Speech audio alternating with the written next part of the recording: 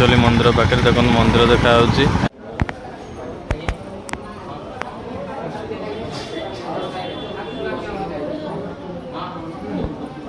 ମନ୍ଦିର ବିଷୟରେ ବହୁତ ବଢ଼ିଆ ଜିନିଷଟା ଲେଖା ହେଇଛି। ବାଲ୍ୟ ବିବାହ ମୁକ୍ତ ମନ୍ଦିର।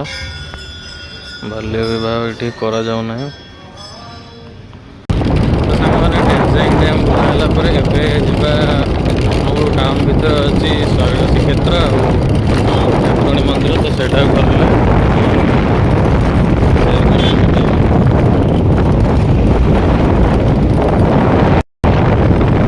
ରାସ୍ତାରେ ଆଉ ମାତ୍ର 7 କିଲୋମିଟର ଡିଷ୍ଟାନ୍ସ ରହୁଛି ଟାଉନ୍କୁ ଯିବା ପାଇଁ। ସାଙ୍ଗମାନେ ପହଞ୍ଚିଲା ପରେ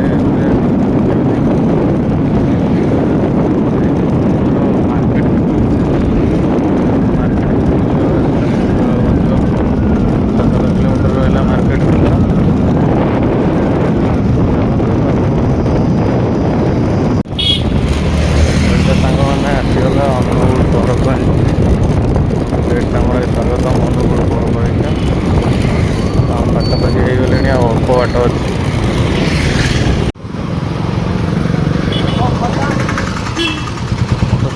ଫାଇନାଲି ମୁଁ ପହଞ୍ଚିଗଲି ମନ୍ଦିର ପାଖରେ। ଦେଖନ୍ତୁ ମନ୍ଦିର ଦେଖାଯାଉଛି। ଏପଟଟା ଆଗକୁ ରହିଲା ଅନୁଗୁଳ ମାର୍କେଟ ଭିତର, ଏପଟଟା ବାଟ ମନ୍ଦିର ଭିତରକୁ ଯିବା ପାଇଁ। ଚାଲନ୍ତୁ ଏବେ ମନ୍ଦିର ପାଖକୁ ଯିବା ଆଉ ଦେଖିବା କ'ଣ ଅଛି।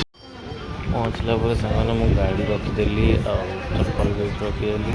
ଆଉ ଭିଡ଼ ତ ଏବେ ନାହିଁ, ତାଙ୍କର ପାର୍କିଂ ସିଷ୍ଟମ୍ ଏବେ ନାହିଁ। ଯେତେବେଳେ ଭିଡ଼ ଜମେ ପାର୍କିଂ କରାହୁଏ ବୋଧେ। ଏବେ କିଛି ପାର୍କିଂ ପାଇଁ କିଛି ନେଲେନି। ଦେଖନ୍ତୁ ଗାଡ଼ି ପୂଜା ବି ହେଉଛି, ଲୋକ ବି ସାଙ୍ଗମାନେ ମୋର ମନ୍ଦିର ଭିତରେ ପହଞ୍ଚିଲେ ଦେଖନ୍ତୁ କେତେ ସଂଖ୍ୟା ଲୋକ ଆସିଛନ୍ତି। ଆଉ ଏପଟେ ରହିଲା ପୂଜା ସାମଗ୍ରୀ ଦୋକାନ ମିଳିଯିବ, ଯାହା ବି କିଛି ଫୁଲ ଖୋଜିବେ। ଏପଟେ ଦେଖନ୍ତୁ ସବୁ ଘଣ୍ଟିରେ ମାନସିକ କରିବା ପାଇଁ ସବୁ। ଏପଟେ ଦେଖନ୍ତୁ ସାଙ୍ଗମାନେ ମା ଭିତରେ ପୂଜା ପାଉଛନ୍ତି। ପହଡ଼ ପଡ଼ିଆ ଟାଇମ୍ ବି ହେଇଗଲାଣି। ଦେଖନ୍ତୁ ସାମ୍ନାରେ ମାଆଙ୍କ ଭିଡ଼ିଓ କଲାବେଳକୁ ଜଣେ ଛିଡ଼ା। ସାଙ୍ଗମାନେ ମୁଁ ମାଆଙ୍କୁ ଦର୍ଶନ କରିଦେଲି। ଆଉ ଦେଖନ୍ତୁ ଏପଟେ ପ୍ରସାଦ ପାଇବା ପାଇଁ ସେପଟେ ଟିକେଟ୍ କରିକି ଆପଣ ପ୍ରସାଦ ନେବେ। ସେପଟେ ରହିଲା କାଉଣ୍ଟର, ପ୍ରସାଦ ଦିଆହେଉଛି। ଦେଖନ୍ତୁ ଲୋକଙ୍କର ଭିଡ଼ ବି ଆଜି ଛୁଟି ଦିନଟା ଯେହେତୁ ଆଜି ବହୁ ସଂଖ୍ୟାରେ ଆସିଛନ୍ତି ଦର୍ଶନ କରିବା ପାଇଁ ମାଆଙ୍କୁ। ତ ସାଙ୍ଗମାନେ ଏଇଟା ଦେଖନ୍ତୁ ହେଉଛି ମାଆଙ୍କର,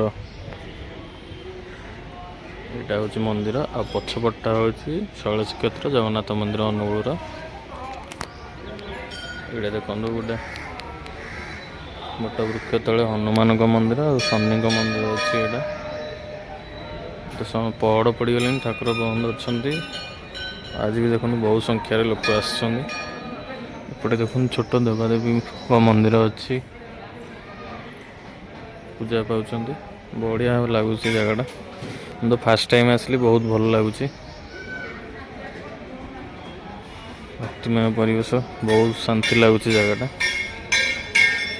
ଧୀରେ ଧୀରେ ବି ଲୋକ ଆସୁଛନ୍ତି। ଏଇ ରବିବାରଟା ଛୁଟି ଦିନ ଯେହେତୁ ଅଛି। ଆଉ ଏପଟଟା ଦେଖନ୍ତୁ ରହିଲା, ଏଇଟା ହେଉଛି ଅନୁଗୁଳ ମାର୍କେଟକୁ ରାସ୍ତା, ସେପଟ ରାସ୍ତାଟା।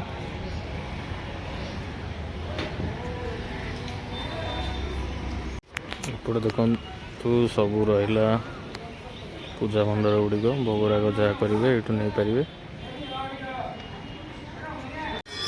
ଏଇଠି ଦେଖନ୍ତୁ ମନ୍ଦିର ପାଖରେ ଆହୁରି ଛୋଟ ଛୋଟ ଦେବାଦେବୀଙ୍କ ମନ୍ଦିର ଅଛି।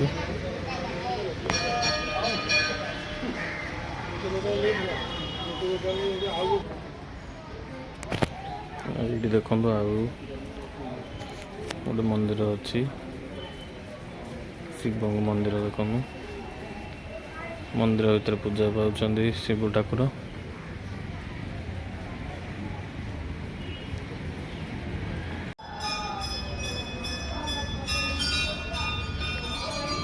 ତ ଏଇଠି ଦେଖନ୍ତୁ ସାଙ୍ଗମାନେ ମନ୍ଦିର ବିଷୟରେ ବହୁତ ବଢ଼ିଆ ଜିନିଷଟା ଲେଖା ହେଇଛି। ବାଲ୍ୟ ବିବାହ ମୁକ୍ତ ମନ୍ଦିର।